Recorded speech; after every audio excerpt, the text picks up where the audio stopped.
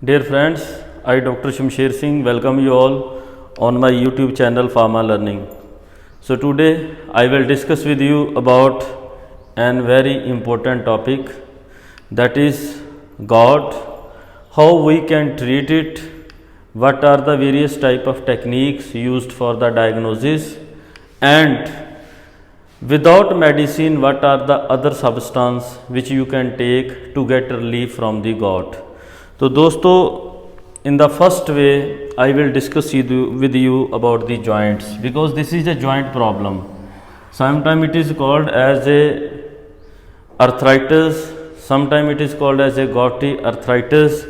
So that means it is the problem which is affecting to your joints. So first thing that we should think about that why joints are affected. In the first video I have clear all the concept that how the uric acid is formed, what is uric acid, what are the various type of substances like vegetable, fruits which increase the uric acid, and what are the things that you avoid during if you are suffering from the joint pain or you are suffering from the joint inflammation. So whenever if you suffer from the joint pain, the first thing is a pain, and pain is followed by inflammation. तो दोस्तों कभी भी आपने देखा होगा तो there is a first symptom of the pain. So where pain arised, ये pain कहाँ होता है? Firstly this is your foot, ये आपका पाँव है. So it arise in the first finger of your foot, that is in the first finger. There would be a firstly inflammation and redness. The second thing, you will feel a pain in your neck. आप कहाँ feel pain करेंगे? इन your neck, आप अपनी नेक पे pain feel करेंगे. So this pain which is arised in the neck, जो आपके नेक में पेन होगा, आपको यहाँ पे अकड़न सा रहेगा. So you will feel that this particular pain that I am unable to rotate my head. आप अपने हेड को इजिली रोटेट नहीं कर सकते. The second thing, third thing, the pain afterward appear in your fingers of hand. तो जो आपके हाथ की फिंगर्स हैं, यहाँ पे पेन होना स्टार्ट हो जाता है, that is in the joints. So basically this is a joint problem. So how this problem arised, ये प्रॉब्लम होता कैसे है? The first thing, if unfortunately you get any injury in your joint, अगर आपको अपनी ज़िंदगी में कभी भी कोई इंजरी हो गया हो, उस केस में आपके जॉइंट में क्या रहेगा? पेन रहेगा. Pain can lead to inflammation and inflammation can lead to arthritis. So I will discuss all the thing with you in this particular video कि ये पेन कैसे होता है, किस किस चीज़ों से होता है, आप इस पेन को कैसे डायग्नोज कर सकते हैं, इसका ट्रीटमेंट बिना ड्रग के आप कैसे कर सकते हैं.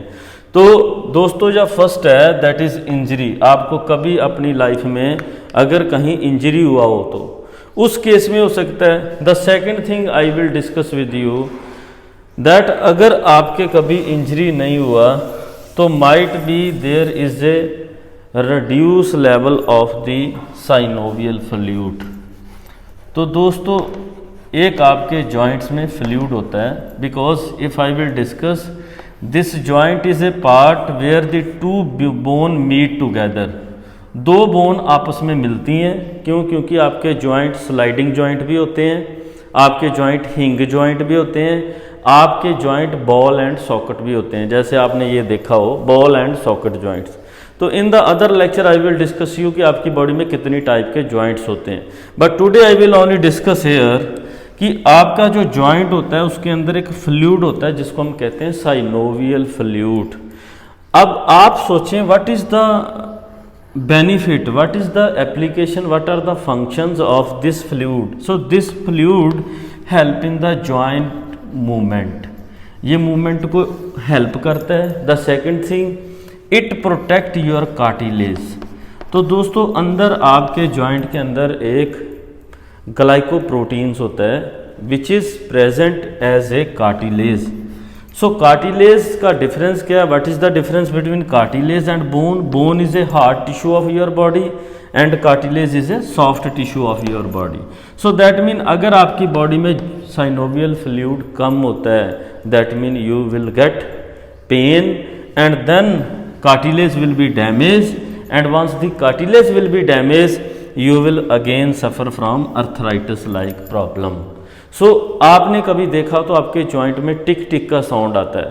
That sound which is appeared like tick tick is due to low concentration of synovial fluid, the first thing. The second thing, damage to the cartilage. आपके जॉइंट्स में कार्टिलेज का डैमेज हो रहा है. तो the third thing which is very important you should remember, overweight. जब आपका overweight होगा तो this weight create a problem over the joint. तो दोस्तों जो आपके जॉइंट के ऊपर क्या करता है? प्रॉब्लम क्रिएट करता है. So the things which you should remember कि आपको अपने जॉइंट्स में क्या करना है कि आपको अपने जॉइंट्स पे इंजरी हुआ है, then you should do treatment, आप उसका ट्रीटमेंट करवाएं. दूसरा, अगर आपके जॉइंट में साइनोवियल फ्लूइड कम हुआ है उसको आप अच्छी तरह देख लें कि आपके जॉइंट्स में टिक टिक का साउंड आ रहा है. The third thing is that if your body weight is over, आपका बॉडी वेट जो है बहुत ज़्यादा है, जहाँ आप ऐसे सब्सटेंस, ऐसे फ्रूट, ऐसे नॉन वेजिटेरियन फूड खाते हैं, फास्ट फूड खाते हैं, सो you will suffer from this problem. तो दोस्तों अब मैं बात करता हूँ आपके साथ what is a got. So gout is the metabolic disease where there is a hyperuricemia, that means hyperuric acid level in your body. In the last lecture, in the first part of this video, मैंने आप लोगों के साथ discuss किया है कि कितना uric acid body में नॉर्मल होता है, कितना हाइपर होता है, कब ट्रीटमेंट चाहिए. तो नॉर्मल जो आपका लेवल होता है that is 1 to 4 mg per decilitre of your bloods. तो इसको कहते थे disease of Kings.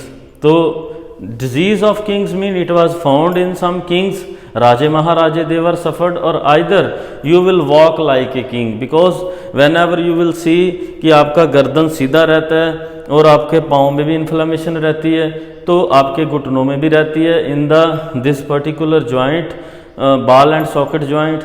So that means these joints which are affected, and due to this was known as a king's disease. In this particular disease, the male persons are more affected than the females.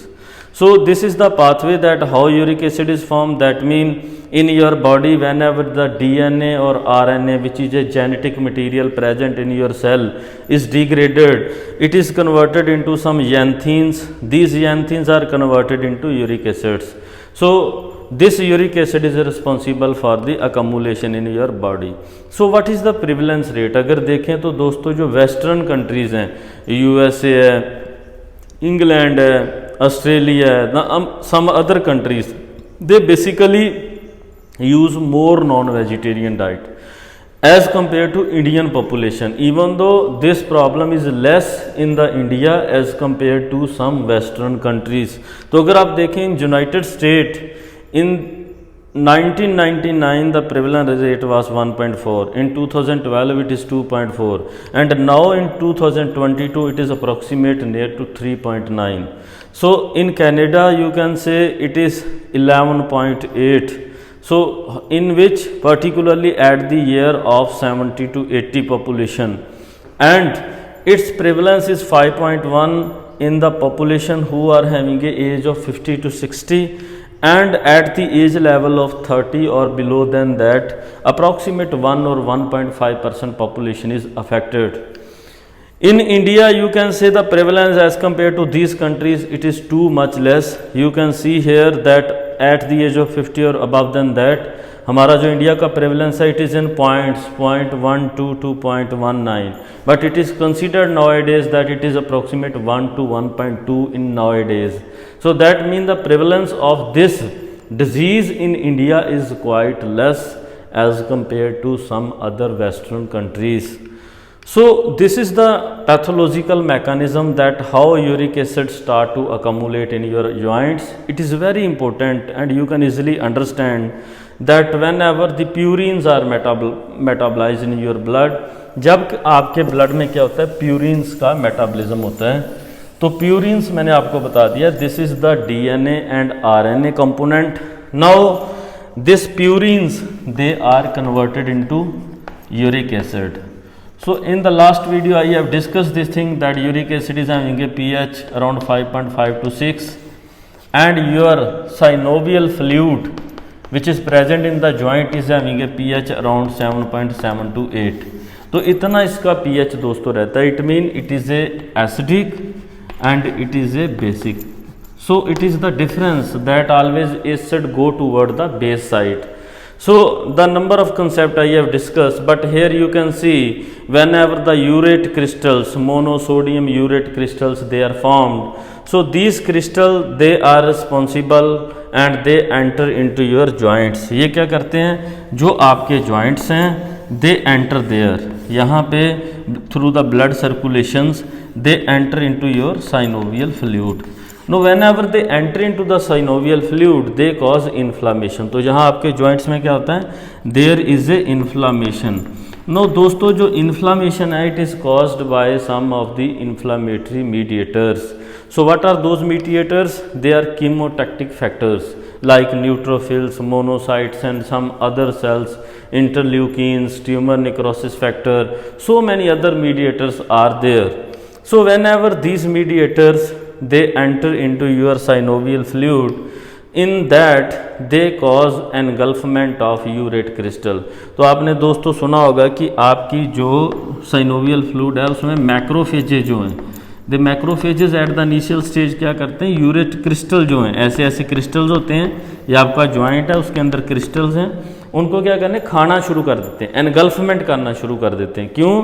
क्योंकि this is the mechanism of the macrophages in your body, कि जब भी आपकी body में antigen का attack होता है तो मैक्रोफेजेज उसको खा लेते हैं, एनगल्फ कर लेते हैं, और जो वो इनगल्फमेंट है वो करते हैं. But after the engulfment they are burst up, वो बस्ट फट जाते हैं. When they are burst up there release a glycoproteins. तो वहाँ पे दोस्तों क्या होता है, क्योंकि ग्लाइकोप्रोटीन्स रिलीज होते हैं, because glycoproteins are a part of your joint. अगर आपने देखा हो तो ग्लूकोसामीन के कैप्सूल्स जो हैं वो मार्केट में यूज़ किए जाते हैं, which is a glycoprotein. That mean they are essential to form the cartilage.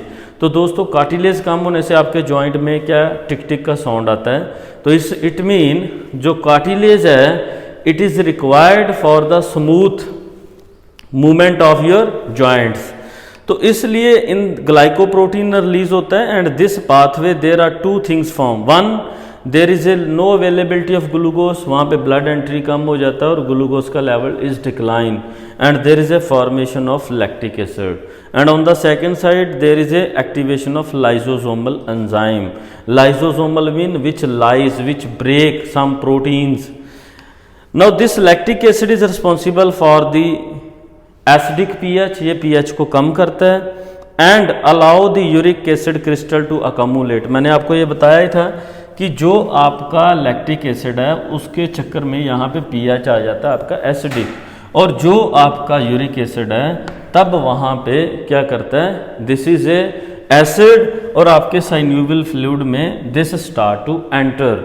So that mean due to this reason the second part is called as a lysosomal enzyme. They damage to the cartilage because they degrade the cartilage. Both of these things they are responsible for the joint pain, they are responsible for the arthritis, and they are responsible for the gouty arthritis. So this is the pathogenesis, that how it enter and how it is responsible for the inflammation of your joints. दूसरा दोस्तों आ जाता है कि what are the difficulties to treat the gout. क्योंकि American guidelines हैं और Canadian guidelines हैं, India भी अपने गाइडलाइंस देती है. So why, what are the difficulties, क्या क्या प्रॉब्लम है कि हम आज तक इतने पेशेंट्स को we are unable to treat, क्यों नहीं कर सकते treat. The first thing, primary hurdles, unclear diagnosis. तो दोस्तों कई बार क्या होता है कि आपको पता है कि अनक्लियर डायग्नोसिस पता नहीं चलता, because this got is also caused genetically. कई बार क्या रहता है, पीढ़ी दर पीढ़ी रहता है, from one generation to another generation, ऐसे चलता रहता है. And the second thing, whenever the patient get pain many of the patient you can say वो क्या रहते हैं, गांव में रहते हैं और वो क्या पेन किलर लेते रहते हैं। They didn't know that what is the problem. तो पेन किलर से क्या होता है, this particular problem go worse day by day, ये प्रॉब्लम बढ़ता जाता है। The second thing, some of the patient only present to doctor when they are acute gouty attack and not follow the initiate urate lower therapy. So कई बार क्या रहता है, they firstly they visit to doctor site, doctor उनको medicine recommend करता है और एक बार वो मेडिसिन लेने के बाद दूसरी बार डॉक्टर के पास विजिट नहीं करते।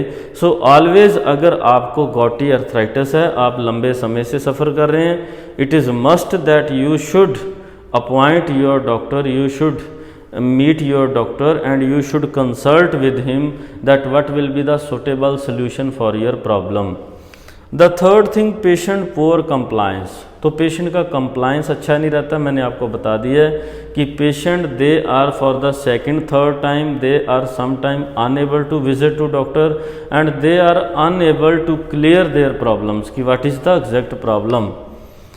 मोर than 50% of the patient do not reach the uric acid at the higher level. तो कई ऐसे भी पेशेंट आपको दिखाई देंगे जिनकी बॉडी में यूरिक एसिड, पेन तो है, अर्थराइटिस भी है, बट यूरिक एसिड का लेवल जो है अनडिटेक्टेड है, it is not detected that it is increased. So guidelines sometime they are not followed. कई बार क्या करते हैं, गाइडलाइंस मेडिकल जो कम्युनिटी है they are unable to follow the proper guidelines and there is a lack of alternative xanthine oxidase inhibitors. So might be that the uric acid which is formed, even though they have inhibited the xanthine oxidase enzyme, because this enzyme is responsible for the uric acid production. So xanthine to uric acid is converted in the presence of xanthine oxidase. तो क्या पता there are some other pathways which are responsible for the uric acid productions. तो दोस्तों ये कुछ hurdles हैं, these are the difficulties हैं, that's why we are unable to treat our gout. No what is the diagnosis. अगर किसी को problem आ रहा है तो हाउ यू कैन डायग्नोस, आप दोस्तों इसको कैसे डायग्नोस कर सकते हैं। It is a very simple method that you can diagnose. कि suppose I will tell you one thing कि suppose if you are feeling a pain in your joints. So pain कहाँ पे आपको, आपके फुट में है, इन द फर्स्ट फिंगर है, first finger में पेन है आपके, second in the lower joint है, इन द नेक है, and this pain which you are feeling is having at least 2 painful attack along with joint swelling at least for 2 week. आपको क्या रहता है, एक तो आपको पेन रहता है, दूसरा क्या रहता है, स्वेलिंग, सोजिश रहता है। तो जो स्वेलिंग है एट लीस्ट कितने टाइम के लिए, 14 डेज के लिए। So you should check that this might not be happen. अगर आपको 14 डेज के लिए पेन भी रहता है आपके जॉइंट्स में, पाँव में या हैंड की फिंगर्स में, अगर आप कुछ काम करते हैं, कुछ भी वर्क एक्टिविटी करते हैं तो आपको पेन रहता है, नेक में पेन रहता है, कब, एट लीस्ट आइदर 2 अटैक, 2 बार आपको पेन हो रहा है इन ए डे, और आपको पेन कब रहता है, up to 14 days 15 days like that. तो आपको ये चेकअप करवाना चाहिए कि अगर आपको वहाँ पे स्वेलिंग भी है, सोजिश भी पड़ा हुआ है और साथ की साथ पेन भी है। The second observation of big toe, podagra and presence of tophus. आपको ये देखना चाहिए कि जो आपका पाँव का फर्स्ट फिंगर है, अगर वो साइज में बड़ा हुआ है, तो पहले नॉर्मल था बट अब बढ़ गया, उसमें स्वेलिंग आ गया, आपको ये चेक करना चाहिए। या देयर इज ए टॉफस, ये जो पार्ट है आपका joint part of your finger, यहाँ पे स्वेलिंग आ रहा है, so that mean you should check these signs. आपको यहाँ पे स्वेलिंग नहीं आना चाहिए, normally it can not be happen. Good and rapid response to colchicine. तो दोस्तों दिस इज अल्कलॉइड है, कॉल्चिसिन अल्कलॉइड है, it is available colchicine drug और it is available in the market. अगर आपको ये कॉल्चिसिन अल्कलॉइड जो ड्रग है, if you will take this, आप इसको खा लेते हैं and within 14 hours you are having a no pain, that mean you get a relief. अगर कॉल्चिसिन लेने से आपको रिलीफ मिल रहा है, then it is to mean it is the necessary कि आपको यहाँ पे जो पेन है, it is related to arthritis pain. What are the other test which you can perform, joint fluid test. तो दोस्तों ये क्या करते हैं, they take a fluid from your joints. आपका synovial fluid है जो joints के अंदर, suppose this is the joint, they will take a fluid and they will look this fluid, देखते हैं किसके अंदर, under the microscope। उस माइक्रोस्कोप में ये क्यों देखते हैं, suppose if there will be any kind of urate crystal, अगर वहाँ पे कुछ सल्यूट पार्टिकल इनको दिखाई देते हैं, देन दे विल सी कि वहाँ आपके यूरिक एसिड जो है प्रेजेंट है जॉइंट्स के अंदर। Second is a blood test. अब सेकंड आता है ब्लड टेस्ट, जिसमें यूरिक एसिड किट यूज़ करते हैं ये लोग, and by using the suitable method they check the level of uric acid. जैसे मैंने आपको बता दिया, normal level of uric acid is 1 to 4 mg per deciliter, it can go up to 7 mg, no problem, but if it is going 8 mg, 9 mg, 10 mg, it is called as a severe increase in the uric acid level in your body. ये आपको ध्यान रखना होगा कि मेरी body में level कितना है। सो ब्लड टेस्ट परफॉर्म किया जाता है for this. Third is x-rays. तो दोस्तों एक्सरेज में आपको क्या पता चलता है, इन्फ्लामेशन। अगर आपके वहाँ पे इन्फ्लामेशन है, सोजिश है, स्वेलिंग है, then x-ray can easily detect the inflammation in the joints. And the next is ultrasound. You can do this ultrasound because ultrasound is provide to you a pic, आपको clear picture देता है। Ultrasound से आपको ये पता चल जाता है कि जो आपका जॉइंट है, suppose this is the joint, वहाँ पे जो इन्फ्लामेशन है, जहाँ वहाँ पे कुछ डिग्रेडेशन है कार्टिलेज का, तो कितना है और किस एरिया में है, that you can detect very easily from the ultrasound, because आपके सामने एक पिक्चर आ जाएगा। Last and fourth one is dual energy computerised tomography. तो दोस्तों this is too much useful अगर आपको ये देखना है कि what is the percentage of damage, and if you want to clear all the things, inflammation, damage, particular area damage, then these type of the tests are useful and you can perform to check your this problem of the arthritis and gouty arthritis। So दोस्तों non drug management, अगर आप कोई भी medicine नहीं लेना चाहते तो आपको अपनी लाइफ में क्या करना चाहिए, how you can treat this. तो मैं आपको आज कुछ ऐसे, there are some you can say non pharmacological, non pharmacological कहते हैं बिना ड्रग के, बिना मेडिसिन लिए आप अपने पाँव की दर्द को, अपनी बॉडी के अर्थराइटिस जो सफ़र कर रहे हो आप, जॉइंट्स पेन को कैसे रिलीफ कर सकते हैं। The first thing is change your lifestyle. आप अपना लाइफस्टाइल चेंज करें। If you are frequently taking a non vegetarian diet, आप नॉन वेज रेड मीट बहुत ज़्यादा खाते हैं, आप उसको थोड़ा कम करें, slow by slow you reduce it, and then you will feel that you are quite comfortable. क्यों? क्योंकि जो आपकी बॉडी में रेड मीट है, सबसे ज़्यादा प्यूरिन्स उससे बनता है, और जितना प्यूरिन्स बनेगा उतना ही आपकी बॉडी में यूरिक एसिड जो है उसका फॉर्मेशन होगा। The second is a weight control. आप अपनी बॉडी का वेट कम करें। सो दैट मीन जितना आपका वेट ज़्यादा होगा उतना आपका स्ट्रेन, जो फोर्स है ओवर दी जॉइंट्स, उतना ज़्यादा होगा। अगर आपने कभी भी देखा हो तो mostly joints they are affected in the obese population, जो मोटे होते हैं, in that patient they are more affected. तो आप अपने बॉडी वेट को slow by slow, you should change your diet, you should do some exercise. मैं आपको वो भी बता रहा हूँ, एक्सरसाइज थेरेपी। आपको जॉइंट पेन में रनिंग नहीं करनी चाहिए, फर्स्ट थिंग, आप कभी भी रनिंग ना करें। The second thing, don't sit in such a way that there is a increase in the gap in the joint. आप अपने पाँव के जरिए कभी भी ऐसे ना बैठें। तो इसमें क्या होगा, अगर आप ऐसे बैठते हैं जहां आप उस डायरेक्शन से बैठते हैं जिसमें आपका जॉइंट ऐसे पूरा खुल रहा है, वो कभी ना करें, because this is a painful situation, this cause inflammation, sometime it can cause breakdown of the synovial membrane. Membrane फट जाता है दोस्तों। साइनोवियल मेम्ब्रेन क्या होता है, suppose this is your joint, outside the joint there is a membrane which help to prevent the leakage of your synovial fluid. तो दोस्तों आपके जॉइंट्स के अंदर ब्लड नहीं होता, बिकॉज जो आपका साइनोवियल फ्लूइड और जो ब्लड है, इन दोनों के बीच में क्या होता है, ट्रांसफ़र होता है। जैसे आपका यहाँ पे ब्लड आएगा, blood will carry your nutrient, जो आप खा रहे हैं वो जा रहा है वहाँ पे, और वो किसके बीच में ट्रांसफ़र हो रहा है, between this your synovial fluid and between your blood. तो दिस इज़ वेरी नेसेसरी कि आप वॉकिंग करें, और कितनी वॉकिंग करें, मिनिमम यू शुड वॉक। अगर आपको बहुत सीवियर कंडीशन है, आप क्रोनिक अर्थराइटिस से सफ़र करते हैं, तो slow by slow increase your step.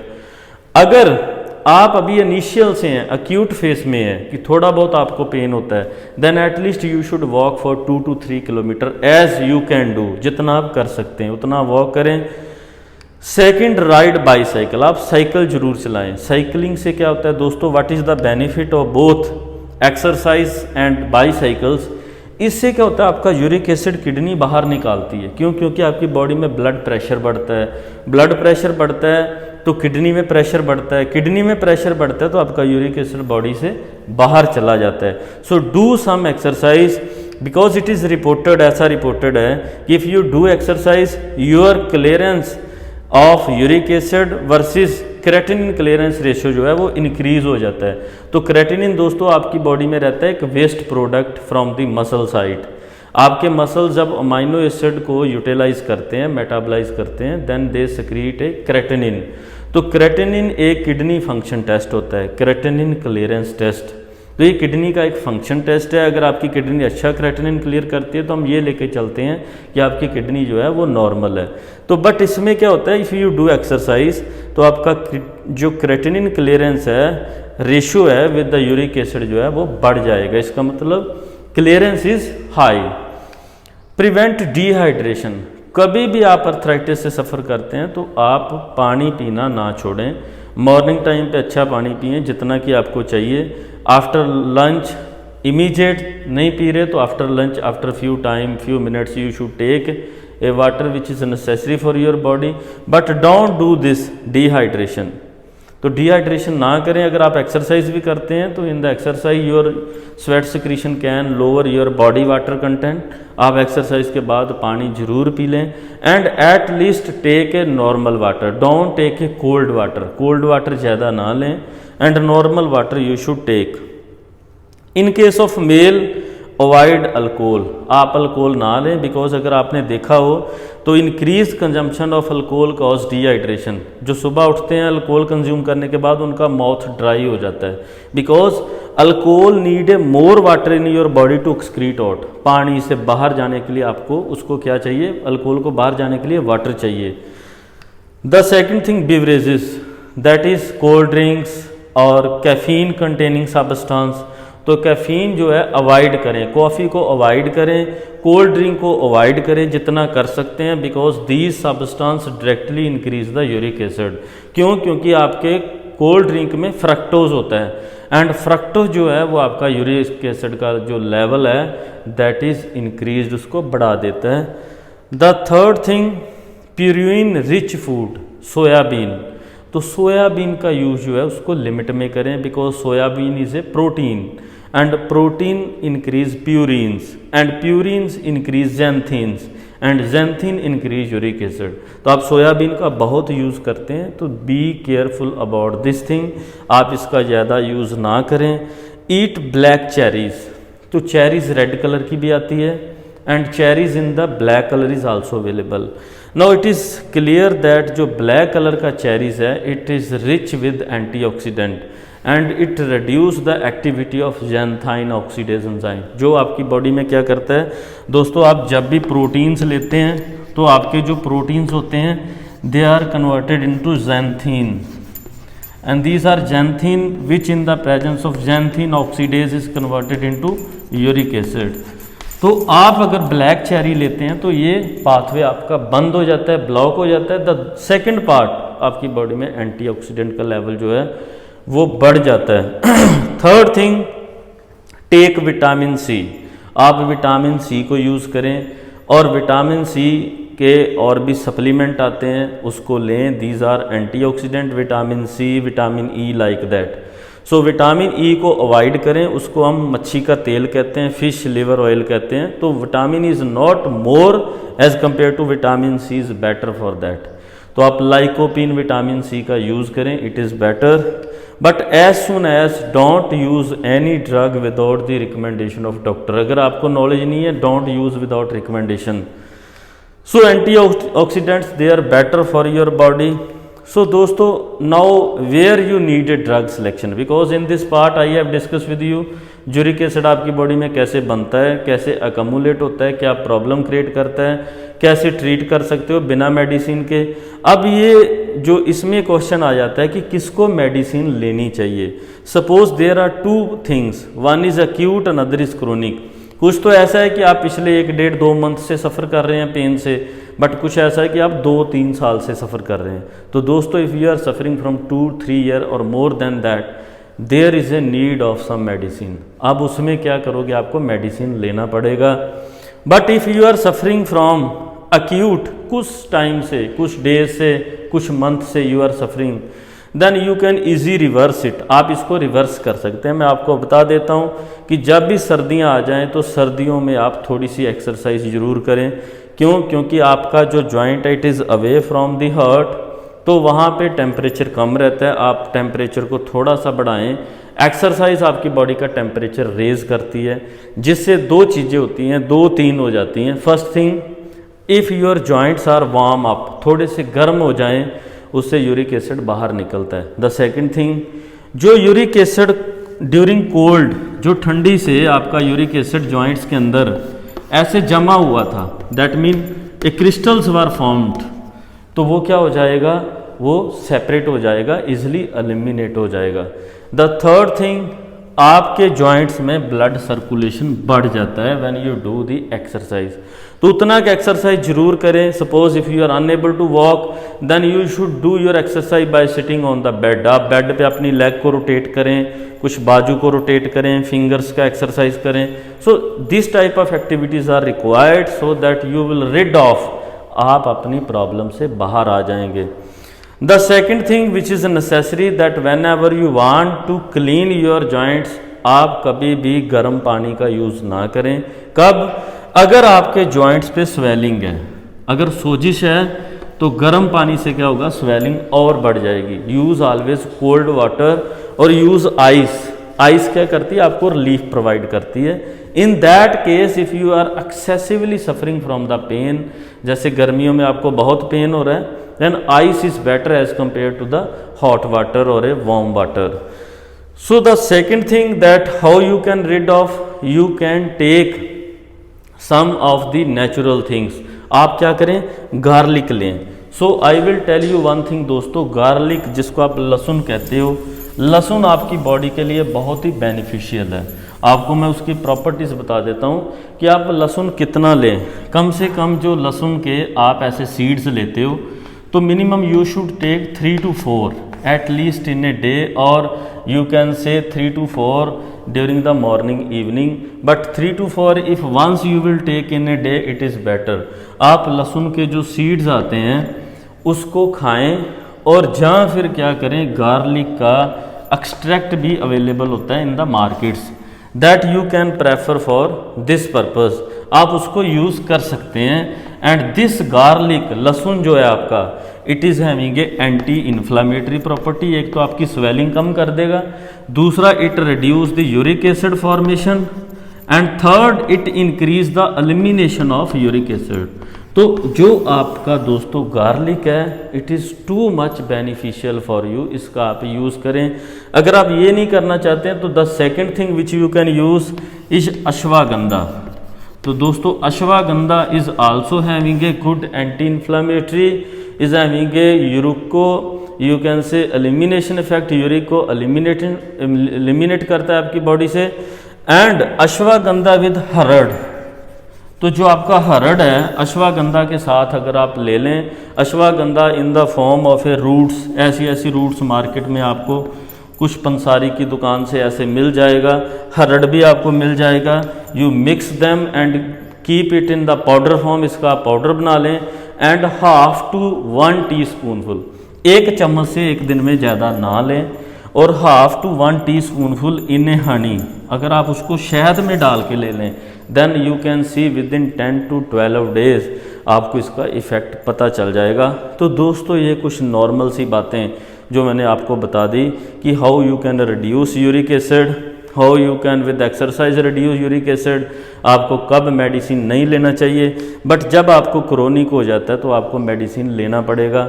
So in the fourth part of this video आपको मैं ये बताऊंगा कि कब कौन सी मेडिसिन कैसे लेनी चाहिए और उन मेडिसिन के दूसरी मेडिसिन के साथ क्या इंटरेक्शन रहते हैं। आप इस चैनल को लाइक करें, सब्सक्राइब करें और इसको देखते रहें।